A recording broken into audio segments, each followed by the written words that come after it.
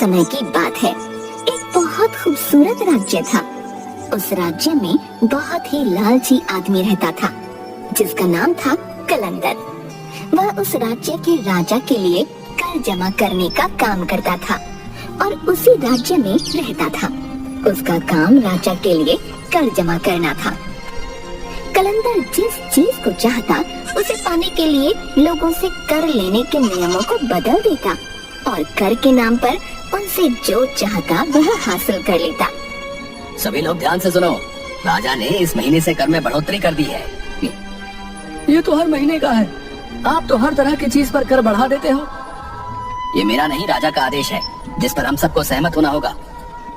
वैसे भी कौन सा ऐसा महीना गया है जो आप बिना कर लिए हुए यहाँ से निकले हो? कलंदर अपने मन में सोचता है, अगर कर नहीं लिया तो अपना घर कैसे भरूंगा? राजा के यहाँ नौकरी इसीलिए तो की थी। अब आप कर में क्या लोगे? जैसे उनकी बकरियां, बैल, फसल इत्यादि।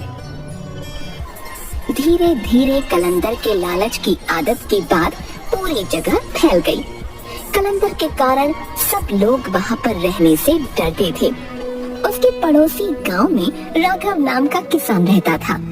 राघव का एक बेटा था विशाल, जो बहुत ही चालाक और बुद्धिमान था। राघव का परिवार बड़ी गरीबी में जी रहा था, लेकिन राघव का सपना था कि उसका बेटा एक बहुत बड़ा आदमी बने। यही सोचते हुए वो घर से निकलकर अपने पड़ोस के चाय वाले के पास गया।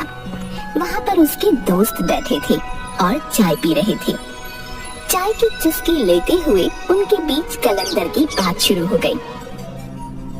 कलंदर के बारे में पता चला, उसने फिर कर बढ़ा दिया है। हाँ, जब देखो कुछ न कुछ ले जाता है कर के नाम पर। अरे यार, हम क्या कर सकते हैं जब राजा उसे पूरा सहयोग करता है। और उधर पास ही विशाल भी गुजर रहा था। उसने गांव वाले और अपने पिताजी की बात सुन ली थी, तो विशाल ने लालची कलंदर के बारे में सुना। उसने निश्चय कर लिया और बोला, मैं किसी न किसी तरह से इस लालची कलंदर को राजा से सजा जरूर दिलवाऊंगा। राजा को कलंदर के इस लालची स्वभाव के बारे में पता नहीं है, इसीलिए ये मुंह मांगे कर वसूल कर सबको सताता है। कलंदर एक बड़ा ही शातिर और चालाक आदमी था, इसलिए विशाल ने बहुत सोच समझकर एक योजना बनाई। अपने परिवार के सो के उठने से भी पहले वह अपने पिता के बगीचे में गया और वहाँ लगे एक छोटे से आम के पेड़ को खोज निकाल लिया। विशाल पेड़ को लेकर जल्दी जल्दी कलंदर के गांव की तरफ निकल पड़ा। उसे किसी भी तरह सुबह के समय ही अपनी योजना के अनुसार कलंदर के सामने पहुंचना था, वो भी तब जब वह लोगों से कर वसूल रहा हो। ठीक समय पर विशाल कलंदर के सामने पहुंच गया। उस समय कलंदर लोगों से कर वसूल कर रहा था। विशाल अपना परिचय देते हुए बोला, सरकार, मैं विशाल हूँ, अभी आया हूँ और मुझे ये पता नहीं है कि इस गांव में एक गरीब आदमी कितना कर देता है, क्योंकि मैं एक बहुत ही गरीब आदमी हूँ और मेरे पास देने के लिए कुछ भी पैसे नहीं है। कुछ ना कुछ तो तुम्हें देना ही होगा, तुम्हारे पास क्या है? विशाल ने अपने पेड़ की तरफ देखकर कहा, मेरे पास बस ये जादुई पेड़ है, इसके सिवा कुछ भी नहीं है। कलंदर ने हैरान होकर कहा, जादुई पेड़? जादुई पेड़ का नाम सुनकर कलंदर बड़ा खुश हुआ। आखिर इसमें क्या जादू है? विशाल ने चालाकी से हंसते हुए कहा, अरे मालिक, ये बहुत ही कमाल का पेड़ है। जो भी इसके पत्तों को छूता है वो कई घंटों के लिए लोगों को दिखाई नहीं देता। वो पूरी तरह से लोगों के सामने से गायब हो जाता है, पर वो सबको देख सकता है। लालची कलंदर को विशाल की बात पर भरोसा नहीं हुआ। क्या तुम मुझे ऐसा करके दिखा सकते हो जिससे मुझे यकीन हो जाए कि ये एक जादुई पेड़ है? क्यों नहीं, जरूर। विशाल ने सोचा, क्यों ना इसको थोड़ा बढ़ा चढ़ा कर बोला जाए, जिससे ये कलंदर बिना सोचे ही यकीन कर ले। इस पेड़ का अगर कोई एक पत्ता खाता है या अपने माथे पर रख लेता है तो वो दिखाई नहीं देता है। खाकर देखो, आप दिख जाओ अगर किसी को तो बोलना। ठीक है, खाकर देखते हैं। बताओ, हम दिख रहे हैं तुम्हें? नहीं, बिल्कुल नहीं दिख रहे हो। विशाल की बात सुनकर लालची कलंदर ने उसे ऊपर से नीचे तक देखा। अगर तुम यहाँ रहना चाहते हो तो तुम्हें अपना ये पेड़ मुझे देना होगा। मैं तुम्हें इस गांव में बिना कुछ दिए नहीं रहने दूंगा। इससे पहले कि विशाल कुछ कहता, लालची कलंदर ने उसके हाथों से उसका पेड़ छीन लिया और दौड़ते हुए अपने घर चला गया। घर जाकर उसने पेड़ की एक पत्ती तोड़ी और उसे अपने माथे पर रख लिया।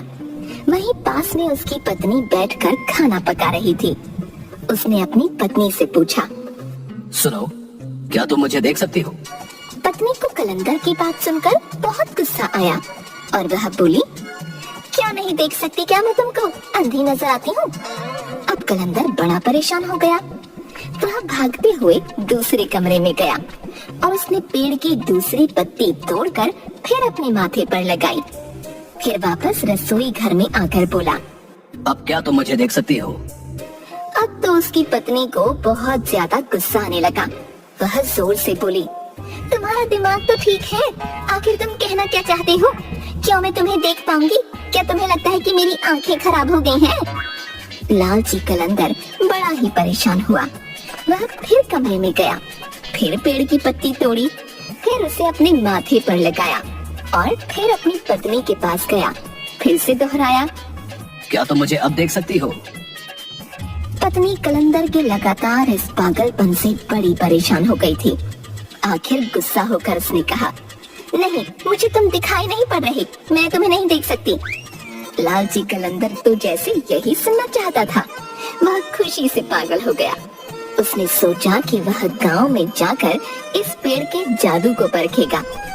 वह चौराहे पर खड़े होकर पेड़ की पत्ती माथे पर लगाए विचित्र विचित्र प्रकार की हरकतें करने लगा, किंतु किसी गांव वाले ने कुछ भी नहीं कहा, क्योंकि वह उससे बात नहीं करना चाहते थे, क्योंकि उन्हें डर था कि कहीं वह उनसे कर न मांगने लगे।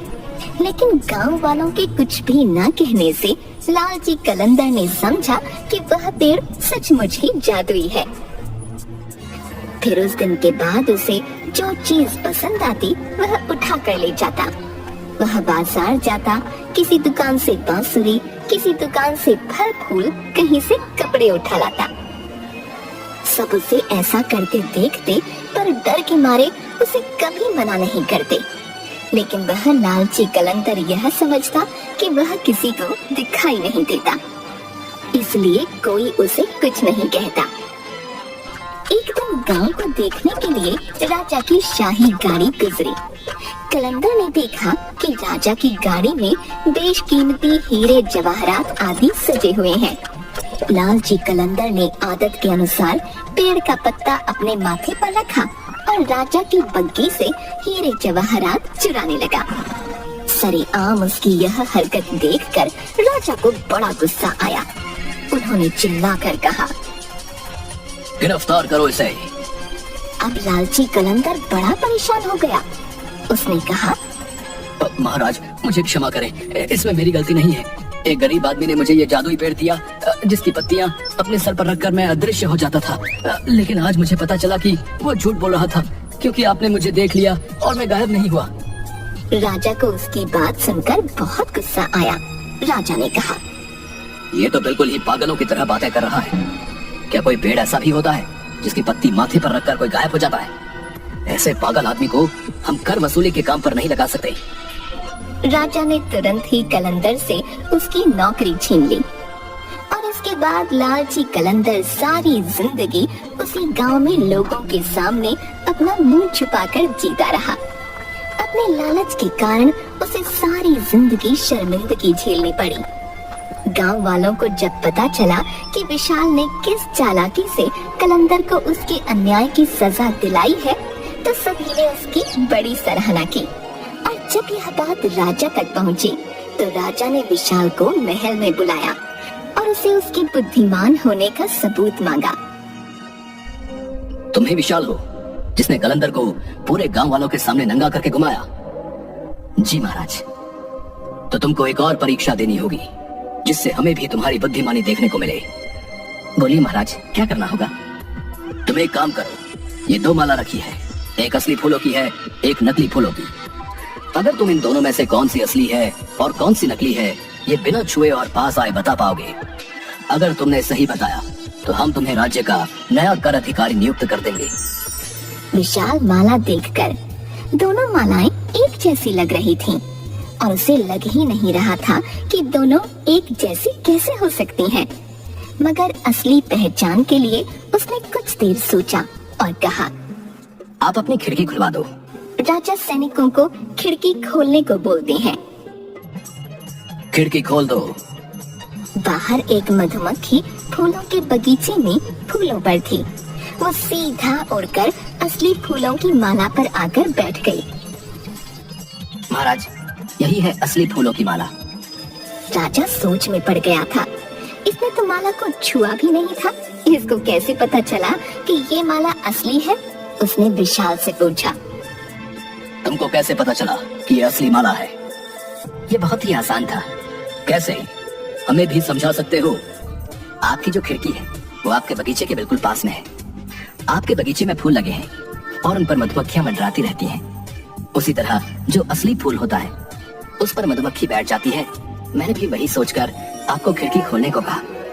जिस तरह से मधुमक्खी बाहर से आ गई और असली माला पर आकर बैठ गई है। तुम तो सच में बहुत होशियार हो। मुझे ये देखकर अच्छा लगा।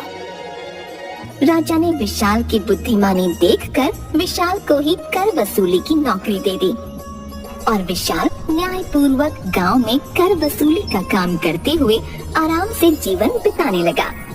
लालच और अन्याय के कारण कलंदर को अपनी जिंदगी लोगों के ताने सुनकर शर्मिंदगी के साथ बितानी पड़ी।